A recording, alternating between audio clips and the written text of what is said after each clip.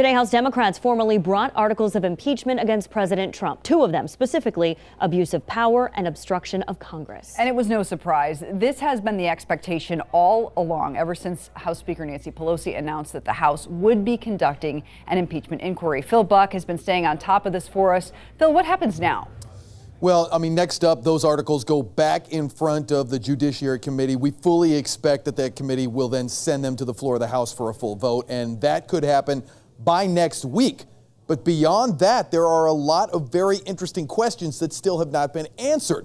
The president will most likely be impeached in the House. The Democrats have the numbers to do that strictly along party lines. They don't need bipartisan support. They can just get it done. And they seem to have a pretty solid case. That, according to a constitutional law expert that I talked to this afternoon. The case is very strong, particularly for the second one, for the obstruction of Congress, because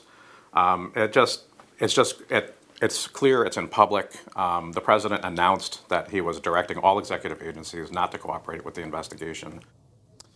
So where this gets interesting is if and when the president gets impeached in the House, this will then be tried in the Senate. The Senate, which of course is controlled by Republicans.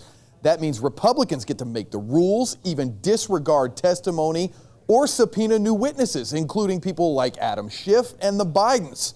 Also, remember, in order to convict in the Senate, they need a 2/3 majority, not that simple 51%, which makes this challenge even more difficult for Democrats if they want to actually remove the president from office.